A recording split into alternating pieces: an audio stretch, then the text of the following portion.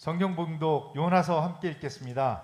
요나서 1장 1절부터 17절까지 한 장을 다 읽을 건데요. 저와 함께 우리 성도님들이 한 절씩 교독하면서 읽겠습니다. 제가 한 절 읽고 성도님들이 한 절 읽겠습니다. 요나서 1장 1절부터입니다.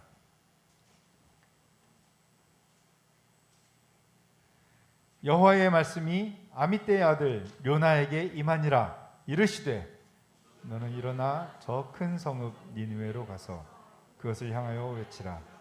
그 악독이 내 앞에 상달되었음이니라 하시니라. 그러나 요나가 여호와의 얼굴을 피하려고 일어나 다시스로 도망하려 하여 욥바로 내려갔더니 마침 다시스로 가는 배를 만난지라. 여호와의 얼굴을 피하여 그들과 함께 다시스로 가려고 뱃삭을 주고 배에 올랐더라. 여호와께서 큰 바람을 바다 위에 내리시매 바다 가운데서 큰 폭풍이 일어나 배가 거의 깨지게 된지라. 사공들이 두려워하여 각각 자기의 신을 부르고 또 배를 가볍게 하려고 그 가운데 물건들을 바다에 던지니라. 그러나 요나는 배 밑층에 내려가서 누워 깊이 잠이 든지라. 선장이 그에게 가서 이르되 자는 자여 어찌함이냐. 일어나서 내 하나님께 구하라. 혹시 하나님이 우리를 생각하사 망하지 아니하게 하시리라 하니라. 그들이 서로 이르되 자 우리가 제비를 뽑아 이 재앙이 누구로 말미암아 우리에게 임하였나 알아보자 하고 곧 제비를 뽑으니 제비가 요나에게 뽑힌지라. 우리가 그에게 이르되 청하건대 이 재앙이 누구 때문에 우리에게 임하였는지 내 생업이 무엇이며 내가 어디서 왔으며 내 나라가 어디며 내 민족이 어디에 속하는지 하니 그가 대답하되 나는 히브리 사람이요 바다와 육지를 지으신 하늘의 하나님 여호와를 경외하는 자로다 하고 자기가 여호와의 얼굴을 피함인 줄을 그들에게 말함으로 우리가 알고 심히 두려워하여 이르되 내가 어찌하여 그렇게 행하였느냐 하니라. 바다가 점점 흉흉한지라. 우리가 그에게 이르되 우리가 너를 어떻게 하여야 바다가 우리를 위하여 잔잔하겠느냐 하니 그가 대답하되 나를 들어 바다에 던지라. 그리하면 바다가 너희를 위하여 잔잔하리라. 너희가 이 큰 폭풍을 만난 것이 나 때문인 줄을 내가 아노라 하니라. 그러나 그 사람들이 힘써 노를 저어 배를 육지로 돌리고자 하다가 바다가 그들을 향하여 점점 더 흉흉함으로 능히 못한지라. 우리가 여호와께 부르짖어 이르되 여호와여 구하고 구하오니 이 사람의 생명 때문에 우리를 멸망시키지 마옵소서. 무죄한 피를 우리에게 돌리지 마옵소서. 주 여호와께서는 주의 뜻대로 행하심이니이다 하고 요나를 들어 바다에 던짐에 바다가 뛰노는 것이 곧 그친지라. 그 사람들이 여호와를 크게 두려워하여 여호와께 제물을 드리고 서원을 하였더라. 함께 읽을까요? 여호와께서 이미 큰 물고기를 예비하사 요나를 삼키게 하셨으므로 요나가 밤낮 3일을 물고기 뱃속에 있으니라. 아멘. 다시 일어나 외쳐라 제목으로 장만덕 목사님께서 말씀을 전해주시겠습니다. 기도하시겠습니다. 주 하나님, 세상의 흉흉한 소리를 듣다가 오늘 하늘의 소리를 들음으로 위로와 산소망이 넘쳐나게 하시고 다시 한번 믿음의 말씀 안에 굳건히 서는 귀한 시간이 되기를 소망할 때에 예수님 이름으로 기도하옵나이다. 아멘. 한번 볼까요? 글을 한번 읽어보죠. 시작. 요나 증상이란 시작. 자신의 위대성을 의심하며 고귀한 사명을 기피하는 증상. 아멘. 심리학자 아브라함 마슬로라는 사람이 있는데 현대인의 핵심적인 실패의 원인을 요나 증후군 또는 요나 증상이라고 말을 했어요. 그러면 요나 증후군이란 무엇을 말하는 것일까 했을 때 자신의 어떤 위대성을 의심하면서 고귀한 사명을 기피하는 증상을 갖다가 요나 증후군 이렇게 말을 하는 거예요. 예를 들면 잘난 사람이 늘 그 한 가지 때문에 자기를 늘 못난 사람이라고 생각을 하는 거예요. 또는 늘 좋은 것을 생각할 수 있는 부분이 많이 있는데 그 점 하나 나쁜 것만을 생각하는 사람, 이런 사람을 갖다가 요나 증후군을 가지고 있다, 이렇게 우리가 말할 수가 있죠. 여러분, 요나 증상에 사로잡히지 마시기를 바랍니다. 여러분, 이 오늘 성경에 보면은 요나가 나오잖아요. 요나는 잠깐 사명을 회피했어요. 잠깐 사명을 도피했지만은 실현 후에 회개하고 이제 다시 새로운 역전 인생을 살아간 사람이 요나거든요. 사명의 자리를 회피하지 말고 도피하지 말고 잘 지키는 것이 바로 은혜고 복이거든요. 그 사실을 이 요나서는 우리에게 잘 가르쳐주고 있습니다. 자, 그렇다면 우리가 사명의 자리를 잘 지킨다는 것은 무엇을 말하는 것일까요? 자, 어떻게 해야 우리가 사명을 되찾아서 다시 하나님으로부터 귀하게 쓰임받을 수 있을까요? 자, 첫째로 우리 다 같이 시작. 다시 증인의 사명을 지켜라. 다시 한번 시작. 다시 증인의 사명을 지켜라. 자, 1절 2절 한번 읽어볼까요? 우리 다 같이 시작. 여호와의 말씀이 아미떼의 아들 요나에게 임하니라. 이르시되 너는 일어나 저 큰 성읍 니느웨로 가서 그것을 향하여 외치라. 그 악독이 내 앞에 상달되었음이라 하시니라. 아멘. 어느 날 하나님의 말씀이, 하나님의 음성이 아미떼의 아들 요나에게 들려왔어요. 그러니까 요나는 북이스라엘에 엘리사라는 선지자가 죽고, 즉 엘리사라는 목사 선교사가 죽었어요. 그리고 나서 40년 동안에 그 북이스라엘에 흑암중에 있었거든요. 어둠 가운데 있었을 때 그 역사의 한 줄기 빛으로 등장한 선지자가 누구냐면 요나라는 선지자예요. 요나라는 목사가 등장한 거죠. 그에게 이제 하나님께서 어떤 말씀을 들려주었느냐가 매우 중요하지 않습니까? 그 성경 말씀을 볼 것 같으면 2절 보세요. 너는 일어나 저 큰 성읍 니느웨로 가서 그것을 향하여 외치라, 이렇게 말씀을 한 거예요. 여러분, 이 본문에는, 이 2절에는 우리 이제 세 가지 명령이 나죠. 일어나라, 그 다음에 뭐라고요? 가라, 그 다음에 니느웨를 향하여 외치라, 그런 말씀이 나온다고요. 그런데 이 명령을 들었었을 때에 요나가 되게 불편한 거예요. 요나가 마음이 썩 내키지 않아요. 왜 그러냐 그러면 이제 이 큰 성읍 니느웨라 그랬잖아요. 큰 성읍 니느웨. 당시에는 이 아수르라는 큰 대제국의 수도가 어디냐 그러면 니느웨예요. 니느웨. 그러니까 이 니느웨에 가가지고 단신으로 가서 복음을 전하니까 얼마나 마음이 불편하겠어요. 얼마나 마음이 내키지 않아요. 그런데다가 이 아수르 이 국민성은 어떤 국민성이냐면 이스라엘 민족을 되게 압제하고 핍박했어요. 얼마나 괴롭히고 못살게 굴고 포로로 잡혀가게 하고 죽이는지 몰라요. 그런데 그 대제국의 수도에 가서 복음을 전하라고, 그 큰 성읍 니느웨에 가서 복음을 전하라는 거예요. 여러분 같으면 마음이 내키겠어요? 여러분 같으면 마음이 즐겁겠어요? 아니죠. 마음이 내키지 않고 마음이 되게 불편했다고요. 누가? 요나가 말이죠. 그런데 하나님께서 이 세 가지 명령을 주셔서 일어나라, 그리고 가서 외쳐, 이렇게 하나님의 음성이 들려왔어요. 여기서 일어나라는 명령은 뭐냐면 우리 성도는 십자가를 지고 죽는 일도 잘해야 되지만은 일어나가지고 사명을 잘 감당하는 것도 중요합니다. 그 다음에 둘째로 니느웨로 가라 그랬잖아요. 여러분, 주일날 교회에 와가지고 우리가 예배도 드리고 교제를 하면서 믿음으로 충만히 한 다음에 세상에 나가서 니느웨라는 세상 속에서 6일 동안 열심히 사는 것, 그게 중요해요. 그래서 너희는 가라, 그런 말이고, 그 다음에 뭐라고 했어요? 가서 외치라 그랬죠. 무엇을 외쳐? 니느웨를 향해서 외치라, 그런 말이에요. 그러니까 세상에 나가서 열심히 6일 동안 사는 것도 중요하지만 무엇을 위하여 살아는 분명한 목적이 있어야 돼요. 복음을 외치라는 거예요. 돈을 열심히 6일 동안 버는 것도 복음을 위해서, 내가 건강을 계속해서 열심히 유지하는 것도 복음을 위해서, 내가 공부하는 것도 열심히 해야 되지만 그것도 복음을 위해서, 복음을 외치기 위해서 하라는 거예요. 그런데 우리가 이제 여기서 니느웨에 가서 외치라 그랬었을 때, 외치라는 말은 큰 소리로 전도하라는 말만은 아니라는 걸 우리가 알아야 돼요. 여러분, 요즘에 큰 소리 나가서 예수 천당 불신지요 그리고 이렇게 외치잖아요. 그러면 욕 맞아요. 왜냐하면 당신의 입으로 코로나가 지금 전파된다는 거예요. 그래서 예수 천당 불신지 여기서 큰 소리로 외치면 안 됩니다.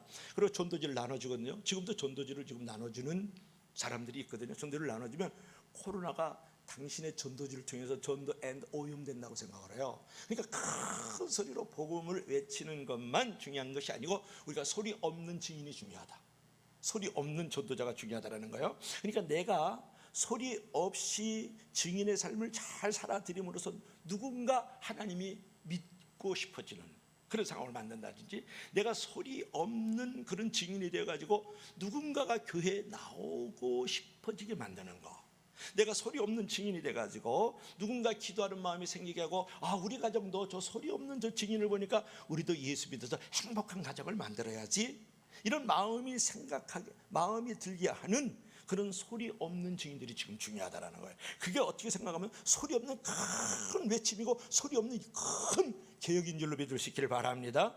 그런 증인들을 통해서 선한 영향력이 나타나면서 세상은 점차 변화되는 거죠. 그래서 한 사람의 소리가 작아도 그 소리가 진실하면 쓰나미와 같이 큰 파급력과 영향력을 끼칠 수 있다는 거예요. 한 사람이 그 행동이 작아도 그 작은 행동으로 말미암아서 진실한 행동이라 그러면 쓰나미와처럼 엄청난 파급력과 큰 영향력이 있는 줄로 믿을 수 있기를 바랍니다. 그래서 외치라는 것은 물론 크게 예수천당 불신지역 이렇게 복음을 외칠 수도 있지만, 소리 없는 그런 증인의 삶으로서 영향력 있는 삶이 되기를 주의 이름으로 간절히 부탁합니다. 자, 그리고 니느웨 가가지고 이제 복음을 전파로 일어나라 그랬어요. 그리고 가서 이제 가라 그랬어요. 그 다음에 외치라 그랬거든요. 여러분, 니느웨를 회개시키라는 그런 명령이 내키지 않았죠. 누가? 요나가. 그리고 마음이 되게 불편했단 말이에요. 이제 요나는 사명을 회피하고 동쪽으로 이렇게 가야 되는데, 이제 니느웨와는 반대로 이 서쪽을 향해서 이제 가게 됐단 말이에요. 육지를 통해서 요 니느웨를 가야 돼. 여기가 지금 이라크예요. 이라크라고 보면 돼요. 이라크로 가야 되는데 750km가 떨어졌어요. 여기 요바에서 여기 니느웨까지. 이때가 여기가 다 아수르 제국이거든요. 그런데 3200km가 떨어져 있는 이 스페인 끝, 여기 다시스, 여기가 모로코잖아요. 모로코 바로 맞은편에 요 다시스로 지금 도망을 간다고. 그러니까 육지로 가라는데 바다로 가고, 걸어서 가야 되는데 배를 타고 가고, 그죠? 동쪽으로 가야 되는데 서쪽으로 가는 청개구리 신앙을 가지고 있던 사람이 누구냐 그러면 바로 요나였다, 그런 말이에요. 그러니까 하나님의 음성이 들려왔는데 거역한 거예요. 하나님의 음성이 들려왔는데 불순종한 거란 말이야. 그런데 참으로 불순종하고 거역하지 않아요. 그때 사단이 도와줘요. 마침 내가 요바로 내려갔어요. 요바로 내려갔더니 마침 다시스로 가는 배가 있는 거예요. 여기 3200km 떨어지는 이 스페인으로 가는 배가 마침 있는 거예요. 그러니까 그 속으로 쾌제를 부르는 거예요. 내 배는 쌀같이 바다를 지난다. 그러면서 노래를 부르면서 그 배를 탔다고요. 배가 기가 막히게 나의 일정과 맞는 것을 보니까 이거 하나님의 뜻이야. 난 니느웨 가서 내키지 않는 마음으로 복음을 전하는 게 아니라 이 배를 타고 다시 끝으로 가가지고 내가 좀 쉼을 얻고 안식을 얻는 게 하나님의 뜻이다. 왜 이래? 그래서 자기를 합리화하고 다시스로 가려고 뱃삭을 주고 올라탔더라. 하나님의 얼굴을 피하고. 3절. 여러분, 요나의 사명 회피가, 요나의 사명 도피가 잠깐 성공한 것 같죠. 그러나 곧 하나님의 얼굴을 피하여 지금 지구의 끝이라고 생각했던 스페인으로 도망가는 이 요나를 하나님이 보고만 계셨을까요? 아니요. 대풍을 내리신 거예요. 대풍이란 뭐예요? 큰 바람을 내리니까 그냥 파도가 그냥 거칠고 산하게 막 뛰놀잖아요. 그러면서 그냥 배가 거의 파산 직전이 된 거예요. 그러니까 이제 그 배 안에 있는 사람들이 큰 불안과 두려움이 휩싸이잖아요. 오늘 4절 한번 읽어봐요. 4절 한번 읽어볼까요? 시작. 여호와께서 큰 바람을 바다 위에 내리시며 바다 가운데 큰 폭풍이 일어나서 배가 거의 깨지게 된지라. 여러분, 요나의 불순종으로 배가 무엇을 만났다? 거칠고 사나운 풍랑을 만나게 됐다라는 거예요. 여기서 우리가 한 가지 교훈을 받아야 돼요. 하나님 앞에 사명을 받은 자가 자기의 자리를 회피하거나 도피하게 되면 내가 속한 가정, 내가 속한 교회, 내가 속한 직장, 내가 속한 사회, 내가 속한 나라가 큰 풍랑을 맞이하게 된다는 거예요. 여러분, 혹시 여러분의 가정 안에 자녀들이 시험이 있습니까? 여러분의 가정 안에 질병이 있습니까? 여러분의 자녀 가족들 안에 어떤 시험과 문제가 있을까요? 혹시 사명의 자리를 피하고 있지 않는지 돌아볼 줄 알아야 돼요. 사명의 자리를 도망가고 있는지 돌아봐요. 그래 하나님이 큰 풍랑을 내리는 거예요. 이 사회가, 이 국가가 지금 큰 풍랑을 맞이하고 있습니까? 뭔가 이 성도와 교회들이 하나님 앞에서 불림을 당했어요. 그 사명을 가지고 있다고요. 근데 그 사명을 피하고 사명을 도망갔을 때 이 사회와 이 국가의 큰 풍랑을 맞이하게 돼서 거의 파산 직전의 가정과 사회와 국가를 만나게 되는 줄로 여러분 믿어야 된다는 거예요. 여러분 살다가 인생의 순풍이 불어온 게 아니라 역풍이 불어와가지고 내가 여러 가지로 사태가 위험하고 불안한 모습을 가지게 됩니까? 그렇다 그러면 내가 사명을 외면하고 어떤 딴 길로 가고 있지는 아닌지 자기 자신을 돌아볼 줄 알아야 된다는 거예요. 하나님은 때로는 자연 환경이라든지 여러 가지 주변 상황을 통해서 당신의 뜻을 전할 때가 많거든요. 그런 환경적인 메시지를 잘 읽고 사명을 다시 자각하고 여호와 하나님께로 돌아오는 것이 정말 참된 믿음이다, 그런 말이에요. 여러분 사명에 불순종하는 요놈의 나가 문제잖아요. 요나는 요놈의 나가 문제인 거예요. 사명에 순종해야 기적도 일어나고 사명에 순종해야 축복도 일어나고 사명에 순종해 회복과 부흥들을 경험하는 줄로 믿을 수 있기를 바랍니다. 그런데 여러분 사명에 순종을 해가지고 내가 기적과 축복을 경험해야 되는데, 인생의 순풍을 경험해야 되는데 축복과 기적을 갖다가 이상한 데서 찾는 사람 많아요. 이상한 신앙행위나 대단한 어떤 인간의 능력자로부터 주어진다고 생각하는 경우가 많거든요. 뭐 환상을 본다든지 쓰러뜨린다든지 뭐 애연을 한다든지 뭐 전쟁이 일어난다든지 재앙이 뭐 쓰나미처럼 임한다든지 그런 능력자를 쫓아서 다니면 기적과 또 치유와 은사를 준다고 하는 그 능력자들을 쫓아다니면 오히려 그 일이 나에게 재앙이 되고 심판이 된다는 거예요. 여러분 사람을 위대한 능력자로 벌써 높일 때 그 사람이 우상화가 되고 하나님부터 더 높아져 있잖아요. 그것은 축복은커녕 기적은커녕 나의 어떤 회복은커녕 하나님의 진노와 심판을 면치 못하게 되리라. 그러므로 우리가 축복과 기적이라는 것은 말씀과 사명을 따라 사는 사람들에게 하나님의 은혜로 주어지는 줄로 믿을 수 있기를 바랍니다. 우리 다 같이 한번 읽어봐요. 시작. 축복과 기적은 말씀과 사명을 따라 살아갈 때 은혜로 주어지는 것이다, 그런 말이에요. 그러므로 우리가 이제 사명을 회피하면 풍랑을 맞이하게 된다. 결국 인생의 풍랑이 일 때는 사명을 새롭게 할 때예요.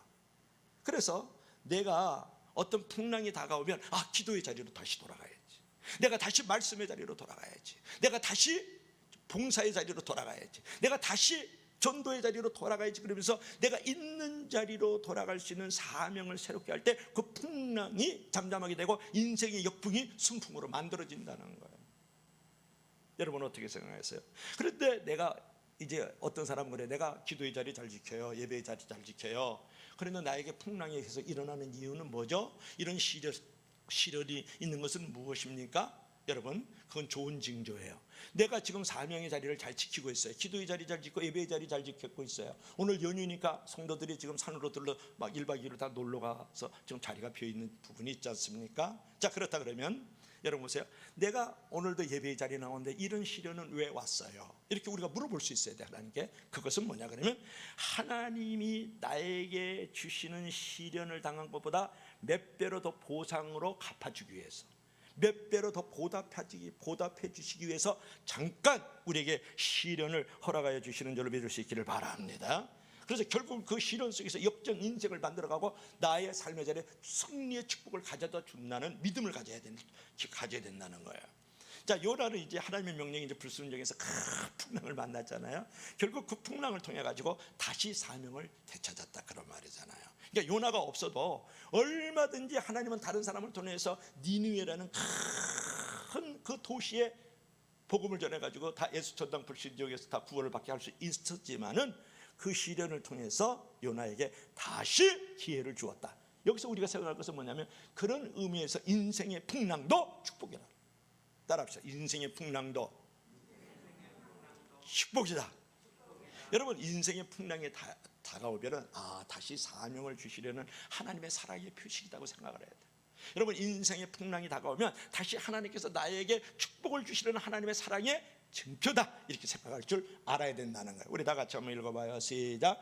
인생의 풍랑은 다시 사명을 주시려는 하나님의 사랑의 표식이다. 믿으시면 다 같이 아멘 하세요. 그래서 여러분 사명을 피해 가지고 이렇게 도망가는 길은 실패의 길이고 불행의 길이에요. 그러나 사명의 길을 따라 행동하는 길은 승리의 길이고 기적의 길이고 축복의 길인 줄 믿을 수 있기를 바랍니다. 그러므로 늘 나를 향한 하나님의 사랑을 따라서 순종하며 살려고 해야 돼요. 오늘 니느웨에 가서 복음을 전파하라고 요나 보고 일어나라 그랬어요. 가라 그랬어요. 그리고 외치라 그랬어요. 그러므로 여러분 다시 한번 일어나고 다시 한번 가고 다시 한번 외칠 수 있는 증인의 삶들이 되기를 바랍니다.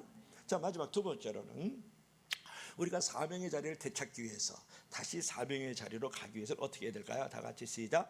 다시 영광의 도구로 쓰임을 받아라. 다시 시작. 다시 영광의 도구로 쓰임을 받아라. 이제 큰 이제 폭풍으로 말미암아서 배가 거의 이제 깨지게 됐단 말이에요. 이제 파산 직전이란 말이에요. 그때 이제 사공들이 두려워하면서 막 자기 신들을 부르는 거예요. 오 알라요, 오 공자요, 막 이제 이제 석가요, 그러면서 자기 신들을 막 불러요. 그리고 이제 배가 무거운 짐들이 있으면 더 이게 전복되기 쉬우니까 깨지기 쉬우니까 무거운 짐들을 버렸다.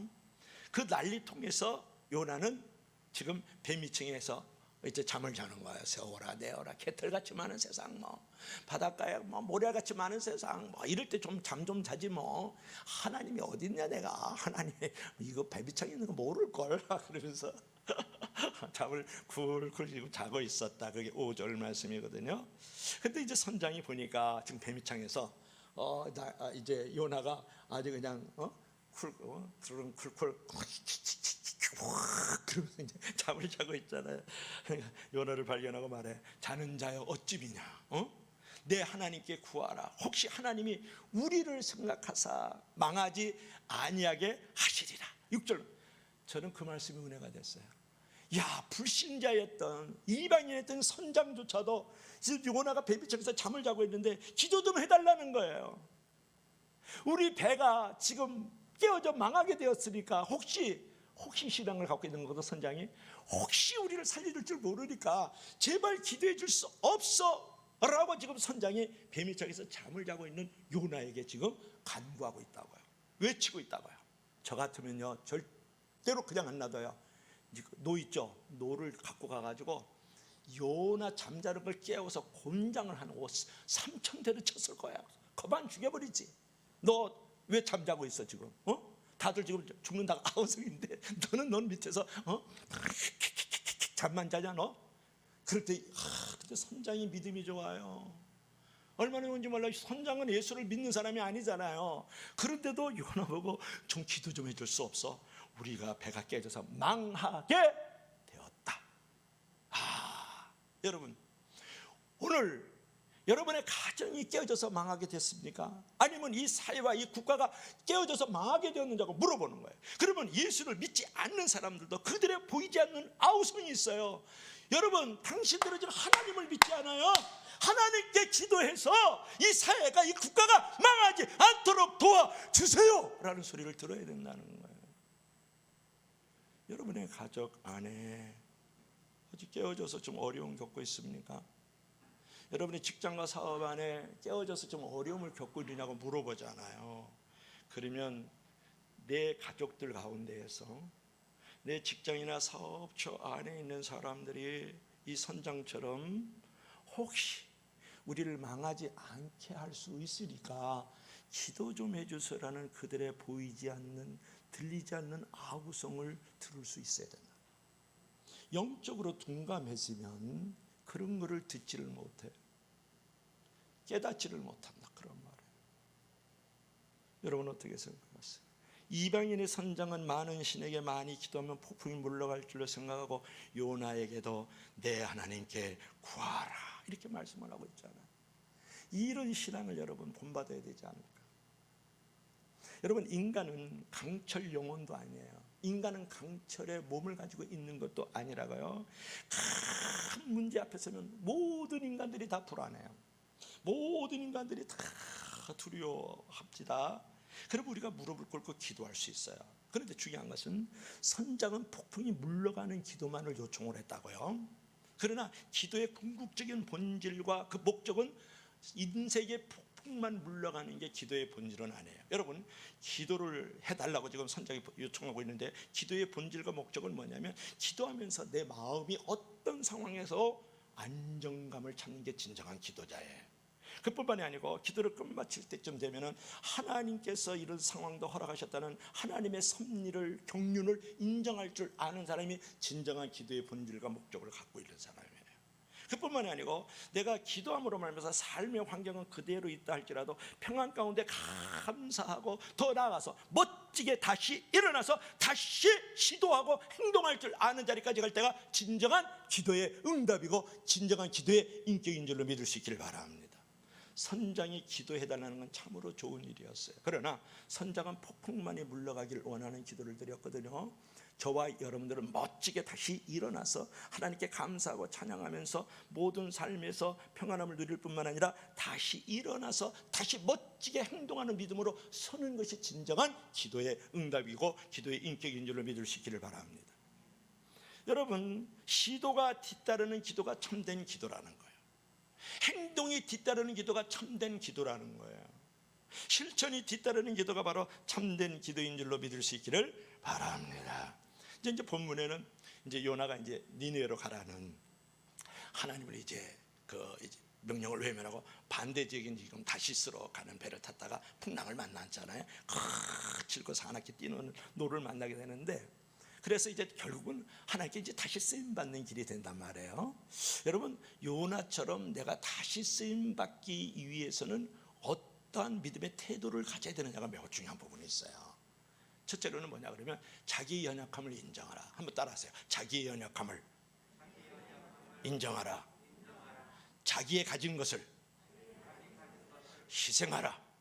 이게 이제 다시 쓰임을 받으려 그러면 자기 연약함을 인정하고 자기의 가진 것을 이제 희생할 줄 알아야 되거든요. 여러분, 배가 이제 풍랑으로 거의 이제 파산 직전에 이르렀을 때 사람들이 이제 서로 말을 해요. 그 배 안에 탄 사람, 선장, 선원, 거기 배 안에 탄 손님들이 있을 거 아니에요. 7절을 보니까 자, 우리가 이제 제비 뽑자. 응? 이 재앙이 누구로 말미암아서 우리에게 임했나 한번 알아보자. 제비 한번 뽑아자. 이제 그렇게 해서 제비를 뽑잖아요. 인간이 모든 것을 경영할지라도 제비는 누가 뽑아요? 하나님이 뽑잖아요. 결국은 뭐 선장도 뽑고 선원도 뽑고 누구 때문에 풍랑이 왔는지 뭐 이렇게 손님들도 뽑고 뭐 이스라엘에서 온 손님도 뽑고 이집트에서 온 손님도 뽑고 저기 아스리아에서 온 손님도 뽑고 다 뽑았다고요. 뽑았는데 결국은 누가 걸렸느냐? 요나가 뽑히잖아요. 우리가 물어요. 8절에 보니까 청하건대 이 재앙이 누구 때문에 우리에게 임했는가 한번 네가 말해봐라. 너 직업이 뭐냐? 너가 어디서 왔느냐? 내 나라는 어디야? 너의 민족은 누구냐? 이렇게 물어보는 거예요. 그러니까 요나가 지금 제비배가 뽑혔는데 요나의 그 정체성을 지금 물어보는 거거든요. 그러니까 요나가 대답해요. 나는 히브리 사람이요, 하늘과 땅을 지으신 하늘의 하나님을 경외하는 자로다. 그래도 요나가요 대단한 신앙의 고백을 해요. 난 히브리 사람이요, 하늘과 땅을 지으신 하나님을 경외하는 자입니다. 그러니까 비록 잠깐 사명을 외피했어요. 잠깐 사명을 도피했어요. 그러니까 요나는 여전히 하나님을 경외하는 믿음을 가지고 있었다는 거예요. 하나님께서 하늘과 바다를 지으신 분이라는 이런 표현이라는 건 엄청난 신앙의 고백이거든요. 그렇게 신분을 밝힌 후에 자기가 하나님의 얼굴을 피해가지고 도망가다가 풍랑을 만났다라는 거예요. 그게 10절이거든. 풍랑을 자기가 사명을 회피하고 사명을 도피함으로 말미암아서 지금 이 풍랑이 왔다. 아주 쉬운 말로 하면 하나님께 땡깡을 피우고 하나님을 이렇게 말 안 듣고 지금 도망치다가 내가 배비청에서 잠을 잤는데 하나님께서 그래서 풍랑을 보냈다라고 고백을 하는 거예요. 이것은 뭐예요? 요나가 자기 스스로의 그 연약함을 인정하는 모습. 여러분, 모든 삶의 문제는 해답을 가질 수 있어요. 어느 때부터 해답이 오느냐? 자기의 연약함을 인정할 때부터 해답 앤드 명답을 찾을 수 있어요. 그리고 나의 연약함을 인정할 때부터 하나님으로부터 응답의 사건을 경험하는 줄로 믿을 수 있기를 바랍니다. 자, 10절 한번 읽어볼까요? 10절 다 같이 시작. 자기가 여호와의 얼굴을 피함인 줄을 그들에게 말하였으므로 무리가 알고 심히 두려워 이르되 내가 어찌하여 그렇게 행하였느냐 하니라. 여러분, 보통 사람 같으면 무슨 일을 만나면 보통 사람들은 남 탓해요. 그리고 환경 탓해요. 그리고 뭐 운이 없어서 그래, 내 운명이 이런 거야, 내 숙명이라는 것을 이런 거면서 운명의 핸드 숙명 탓하거든요. 이런 사람은 피해의식이 많은 사람이에요. 그러니까 남으로부터 여러 가지 상처와 쓴뿌리를 많이 받은 사람들은요, 어떤 상황이 벌어지면 탓해요. 사람 탓하고 환경 탓해요. 왜냐? 피해의식이 있어서 그래요. 그래서 남 탓, 사람, 환경 탓하거든요. 그런데 이렇게 그 빚진 자의 의식, 그 채무의식이라 그래요. 그렇게 상처가 없는 사람들은 어떤 상황이 벌어지면, 어떤 어려운 시험이라든지 환난이 나에게 다가오면 이렇게 생각해요. 아, 나 때문에 그래. 그러니까 내가 은혜를 갚아야 돼. 이렇게 생각하는 거야. 그러니까 피해 의식을 갖고 있는 사람하고 내가 채무 의식을 갖고, 그러니까 은혜를 갚아야 되는 의식을 갖고 있는 사람하고 달라요. 그런데 보세요. 복된 자녀는요, 부모를 탓하지 않는 자녀이고, 복된 부모는 자식을 탓하지 않는 부모예요. 복된 친구는 친구를 탓하지 않는 게 복된 친구고, 복된 성도는 성도를 탓하지 않는 게 복된 성도고, 복된 목사는 성도를 탓하지 않는 게 복된 목사거든요. 여러분, 복된 성도라는 것은 어떤 문제나 어떤 사건들이 딱 이렇게 열려지면 그 안에서 하나님의 뜻을 분별하면서도 동시에 자기를 성찰하는 사람이 바로 복된 성도고 은혜의 성도인 줄로 믿을 수 있기를 바랍니다. 적어도 요나는 그랬다라는 거예요. 요나는 하나님의 말씀을 불순종하고 거역해서 육지로 가라는데 바다로 가잖아요. 동쪽으로 가야 되는데 서쪽으로 가요. 750km만 가면 돼 3200km 도망가거든요. 그렇게 도망가지만 결국은 하나님 앞에서 바로 자기의 연약함을 인정하잖아요. 피해 의식이 아니라 채무 의식으로 돌아가 은혜를 갚아야 될 자로 돌아가는 모습이라는, 이게 요나의 놀라운 교훈인 거예요. 여러분, 어떤 일이 생기면 그 속에 담긴 나를 향한 하나님의 뜻이 무엇인가를 분별할 수 있는 분별력과 지혜를 가질 줄 알아야 돼요. 인생의 성공과 실패는 문제를 얼마나 슬기롭게 극복하고 위기를 기회로 만드느냐가 중요하거든요. 그러니까 어떤 일이 생기고 나면은 먼저 하나님의 뜻으로서 내 부족함 때문에 그런 것이야 라고 자기를 성찰하고 자기를 통렬하게 반성할 때에 바로 모든 문제의 해답이 만들어지는 줄로 믿을 수 있기를 바랍니다. 한마디로 거친 풍랑이 잔잔케 되어지는 역사가 일어나고, 그런 사람을 하나님께서 다시 쓰임받는 영광의 그릇으로 도구로 만들어간다. 그런 부분에 읽어봐요. 시작. 남 탓, 피해의식, 응답 없음, 해답 없음. 자, 내 탓, 채무의식, 응답 있음, 해답 있음. 믿으시면 다 같이 아멘 하세요. 여러분, 이제 요나가 자기가 탄 배가 이제 폭풍을 만나자 자기 때문에 그랬다는 거예요. 내가 하나님의 얼굴을 피해서 불순종하고 지금 도망가다가 하나님이 이것을 보시고 큰 풍랑을 내렸다 이렇게 말씀하잖아요. 그처럼 원인을 잘 파악을 하면 거기에 해답이 있어요. 거기에 응답이 있어요.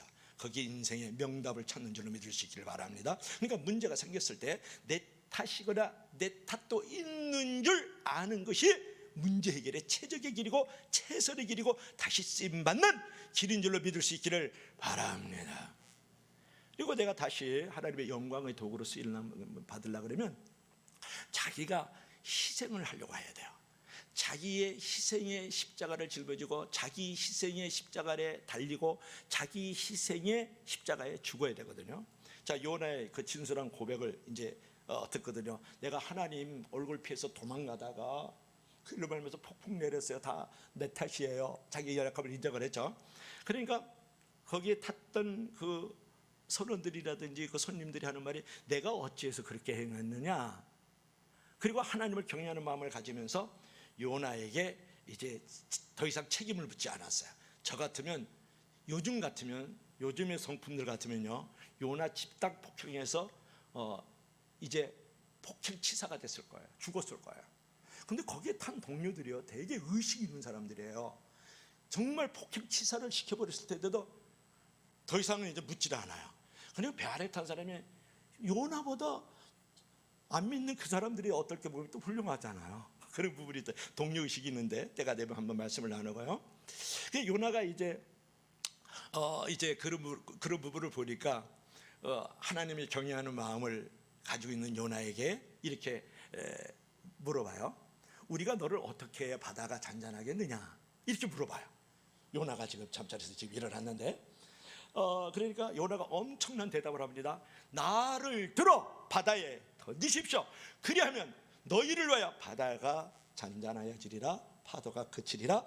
너희가 이 큰 폭풍인 것은 그 폭풍을 당해서 나 때문인 줄 내가 아노라. 이런 그리스도를 만날 수 있을까요? 너무 멋진 신앙의 고백을 하고 있잖아요. 나를 들어 바다에 던지세요. 그러면 바다가 잔잔해질 거예요. 폭풍이 그칠 겁니다. 이 거친 풍랑은요, 나 때문이들 내가 합니다. 대단하잖아요. 읽어볼래요? 다 같이 시작. 그가 대답하되 나를 들어 바다에 던지세요. 그러면 바다가 너희를 위하여 잔잔해질 거라. 너희가 이 큰 폭풍을 만난 것이 나 때문인 줄 내가 아노라. 대단하네. 요나는 희생의 십자가를 졌다라는 거예요. 요나는 희생의 십자가에 달렸다라는 거예요. 요나는 희생의 십자가에 죽었다는, 보세요. 나를 들어 바다에 던지라. 그거는 나를 죽이라는 거예요. 지금 여러분, 이 사건 속에서, 이 의뢰의 말씀 속에서 우리는 무엇을 느낄 수 있습니까?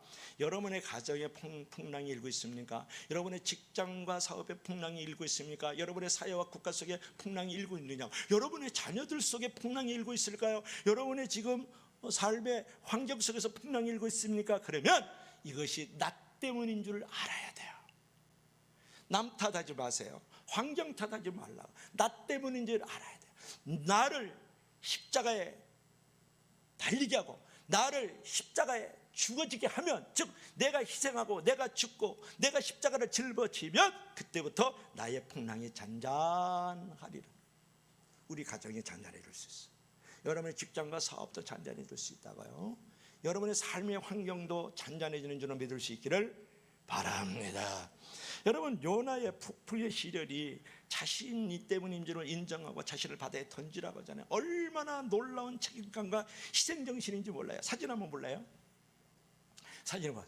지금 이 배가 지금 다시스로 가는 배인데 나를 던지라 그랬더니 드디어 요나를 거칠고 사납게 뛰노는 이 파도 속에 요나를 지금 던지고 있는 장면이에요. 그래서 요나를 던지고 있는 장면이다.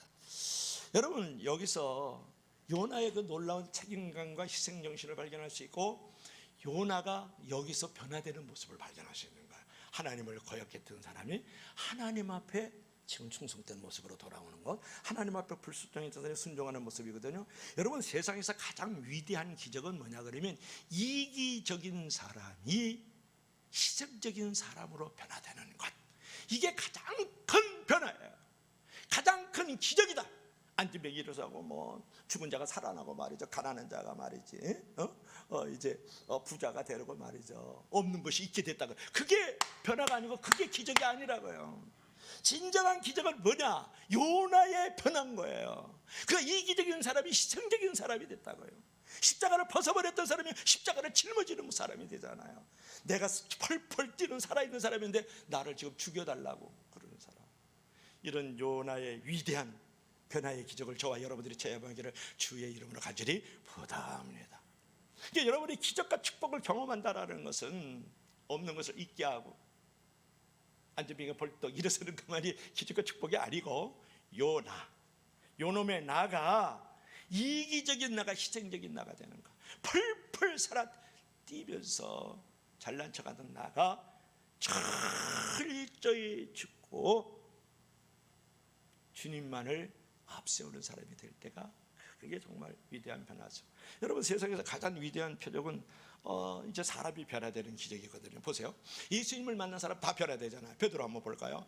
베드로는 고기를 낚는 어부였잖아요. 그런데 어느 날 사람을 낚는 어부가 돼요.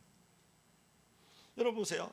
세리 삭개오요. 민족의 반역자였는데 민족의 왜국자가 되잖아요. 민족의 약탈자였는데 민족의 자선가가 되는 사람이 누구냐 그러면 삭개오잖아요. 내가 가지고 있는 재산 절반 내놓을게요. 그리고 내가 누군가 빼앗은 거 있어요. 내가 4배나 갚을게요. 예수님을 모셔다가 잔치 벌이잖아요. 여러분, 창녀 막달리아가 몸을 파는 사람이었습니다. 창녀 막달리아가 예수님을 만난 순간 성녀가 돼요. 그러니까 몸을 파는 사람이 몸을 드리는 사람이 되는 거예요. 누구에게? 주님께. 이게 위대한 변화인 거예요. 위대한 기적이라고요. 여러분이 뭐 월세방에 있다가 아파트 28평으로 옮겨지는 게 그게 기적이고 축복이 아니에요. 진정한 기적과 축복은 뭐냐면 내가 요나처럼 요나가 변화되는 거예요. 믿으시면 다 같이 아멘 하세요. 그러니까 하나님을 등지는 인생에서 하나님을 향한 인생으로 변화되는 것이 정말 요나의 기적이고 요나의 변화다. 그리고 나만을 위해서 살아가던 사람이 나를 희생하고 나누는 존재로 변화되는 것이 바로 요나의 변화고 요나의 변화가 돼야 된다, 그런 말이에요. 그뿐 아니고 늘 자기를 위해서만 생의 목적을 갖고 있던 사람이 남을 위해서 생의 목적을 갖고 있는 사람이 바로 요나의 변화고 요나의 변화가 되어야 되는 줄로 믿을 수 있기를 바랍니다. 여러분 보세요. 교회에서 꺼진 등이 하나 있어요. 그러면 저걸 늘 마음에 두고 있다가 그 등을 하나 갈아줘요. 그러면 그 주위가 밝아지잖아요. 청소를 해요. 그러면 걸레로 바닥을 깨끗이 청소하면 주위가 향기롭고 아주 보기가 좋지 않습니까? 그렇게 밝게 만드는 것, 깨끗하게 만드는 것이 바로 요나의 변화고 요나의 변화가 돼야 된다는 거예요. 그게 요나의 변화다, 그런 말이에요.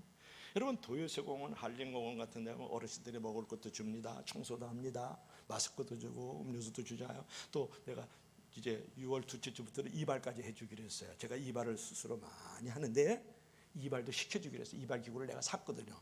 49,000원 하더라고요. 그래서 내가 하나 바리카고다 사다 놨어요. 둘째 주부터는 내가 이제 이발도 시켜준단 말이에요. 이것이 세상을 밝게 하고 세상을 살맛나게 하는 요나의 변화고 요나의 변화가 돼야 된다, 그런 말. 어떤 성도는요, 커피 한 잔이 기본적으로 3,000원이에요. 여러분, 3,000원인데 한 주에 커피 한 잔 안 마시는 젊은이 중년들 거의 없어요. 안 먹어요. 일주일에 한 잔을 안 먹어요. 한 달이면은 10,000원 돼, 10,000원. 그거를 선교와 구제에 드려요. 어떤 사람이 일주일에 3잔 정도 커피를 기본적으로 마십니다. 그러면 적어도 한 달이면 얼마? 3만 원에서 5만 원 돼요. 커피 안 마셔요. 봉지 커피 주머니에 넣고 다녀요, 백가방에. 그러다가 그거 마시고 그 돈을 선교하고 구제하는 일에 드려요. 교회 사랑헌금과 내가 교회 주정헌금 바친다고요. 여러분, 그게 요나의 변화예요. 그게 요나의 변화가 이루어진 거라고요. 여러분, 요나의 변화를 어디서 큰 어떤 나라에 가서 그 도시에 가서 복음을 전하는 것만이 요나의 변화라고 생각하지 말고 나의 삶의 자리가 선교지라고 생각하고 선교사처럼 마인드를 가지고 살아가는 것, 이게 바로 요나의 위대한 변화인 줄로 믿을 수 있기를 바랍니다. 여러분, 선교와 나눔을 실천을 해서 삶의 가치와 보람과 멋을 느끼는 변화가 성도에게 있어야 될 요나의 변화죠. 요나의 기적이죠. 그러니까 하나님 믿게 쓰임받기 위해서는 요나의 변화가 나와 여러분들에게 있어줘야 된다, 그런 부분이거든요.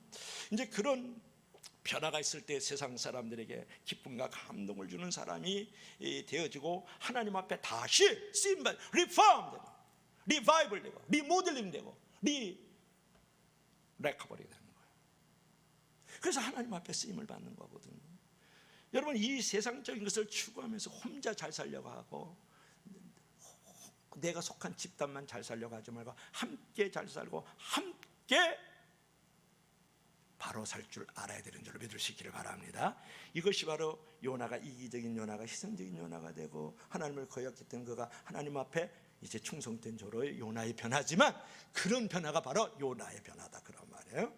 그래서 여러분, 자기의 연약함을 인정하십시오. 자기가 희생함으로써 십자가를 짊어지고 십자가에 달리고 십자가에 죽어질 때 하나님께서 영광의 도시로 다시 쓰임받는 그런 존재가 되는 줄로 믿을 수 있기를 바랍니다. 자, 오늘 결론을 맺어야 되겠죠. 자, 볼까요? 요나가 걸어간 길이에요. 여기가 욥바예요. 그래서 바다로 나갔다가 풍랑을 맞고 요 니느웨로 다시 이제 돌아가는 장면이거든요. 이게 요나가 걸어간 길이에요. 여러분, 요나가 하나님으로부터 니느웨에 가지고 복음을 전파하는 사명이 주어졌듯이 저와 여러분들에게, 이 성도들에게도 각자 속에 세상 속에 니느웨로 가라는 보냄을 지금 받고 있어요. 가서 선교하는 선교사도 필요하고 사회 음지로 들어가서 돕는 손길을 펼치는 사회 운동가도 필요하고 이웃 속으로 들어가고 세상 속으로 들어가서 니느웨로 가는 사람을 뒤에서 돕는 사람도 필요하다, 그런 말이에요. 그러므로 여러분, 교회가 큰 것이 중요한 게 아니에요. 많은 사람이 모이고 많은 돈이 쌓이고 있는 교회가 중요한 것이 아니라 한 사람 한 사람이, 한 성도 한 성도가, 한 교회가 한 교회들이 조용한 외침을 가지고 우리가 요나처럼 우리가 변화를 일으킨다 그러면 큰 교회보다 더 큰 일을 할 수 있다는 거야. 요나 한 사람이 니느웨 성에 있는 12만 명이 돌아올 수 있도록 만들었거든요. 큰 것이 아니고 작은 것이 아니다, 그런 말이에요. 한 사람이 하나님 앞에 변화를 받아서 요나가 변화가 되는 것이 중요하다, 그런 말이에요. 그러므로 요나처럼 다시 하나님께로 돌아오세요. 다시 일어서세요. 다시 가세요. 다시 외칠 수 있는 저와 여러분들이 되기를 주의 이름으로 간절히 축복합니다. 축복합니다. 축복합니다. 기도하시겠습니다. 우리 다 같이 한번 기도하십시다. 하나님, 요나 보고 하나님께서 다시 일어나라고, 다시 가라고, 다시 외치라고 증인의 사명을 주었을 때 그는 도피하였지만 결국은 그 사명의 자리로 돌아와서 하나님 앞에 영광의 도구로 다시 쓰임받는 부흥과 회복을 가졌습니다. 하나님, 저희들도 다시 아버지 하나님이여 일어날 수 있도록 도와주시고 다시 한번 하나님 앞에 영광의 도구로 쓰임받아 증인들이 되게 하소서. 우리 다 같이 기도하시겠습니다. 할렐루야. 살아계신 우리 하나님 아버지, 은혜와 사랑을 진심으로 감사합니다. 원하고 바라옵는 것은 이제 우리 사랑하는 아버지 하나님, 우리 성도들이 오늘 요나에 관해서 은혜를 나누었습니다. 하나님께서 말씀하시되 너는 일어나라, 너는 가라, 너는 외치라고, 증인의 삶을 살라고, 하나님의 영광의 도구로 쓰임받으라고 했음에도 불구하고 그는 하나님의 얼굴을 피하고 그는 다시스로 도망을 가던 중에 풍랑 만나 다시 하나님께로 돌아와 자기 연약함을 인정하고 다시 한번 십자가를 짊어지고 십자가에 달리고 십자가에 죽어지는 삶을 통해서 하나님께 영광을 돌리며 다시 쓰임을 받았습니다. 하나님, 우리 사랑하는 우리 성도들도 마땅히 다시 한번 아버지 하나님이여, 이제 코로나가 끝난 이 시점에서 기도의 자리로, 믿음의 자리로, 말씀의 자리로, 예배의 자리로, 봉사의 자리로, 전도의 자리로, 선교의 자리로, 교제의 자리로 나올 수 있는, 그래서 하나님 앞에 요나처럼 크게 쓰임받아 하나님께 영광이 되고 상급이 되고 보상이 되고 보답이 되는 우리 성도들이 되기를 원합니다. 예수님 이름으로 기도하옵나이다. 아멘. 주 하나님 아버지, 요나 보고 하나님께서 일어나라, 그리고 가서 외치라고 음성을 들려줬을 때 하나님의 얼굴을 피하고 도피하였습니다. 거친 풍랑을 만남으로 이제 자기의 연약함을 인정하고 자기의 희생의 십자가를 이제 지게 되는 이 요나를 통해서 하나님께서 우리에게 음성을 들려주셨사오니 아버지, 잠자는 자리에서 다시 일어나고 다시 가서 다시 외칠 수 있는 증인의 삶이 되고 영광의 도구로 쓰임받을 수 있도록 도와주십시오. 다시 기도의 자리로 돌아가게 하시고 다시 믿음의 자리로 돌아가게 하시고 다시 말씀의 자리로 돌아가게 하시고 다시 예배의 자리로 돌아가게 하시고 다시 교제의 자리로 돌아가게 하시고 다시 전도의 자리로 돌아가게 하시고 다시 선교의 자리로 돌아가게 하시고 다시 봉사의 자리로 돌아갈 수 있는 아버지, 요나의 변화가 요나에게 일어나게 도와 주시옵소서. 오 여호와께로 다시 돌아가자는 표를 가지고 6월 한 달 요나서 4장까지 우리가 은혜의 말씀을 나눌 때에 7월, 8월, 9월, 10월, 11월, 12월을 맞이하면서 내년을 맞이하면서 영적 부흥들이 경험되게 하시고 다시 한번 나의 믿음의 개혁들이 일어날 수 있는 귀한 역사를 허락하여 주시옵소서. 예수님 이름으로 기도합나이다.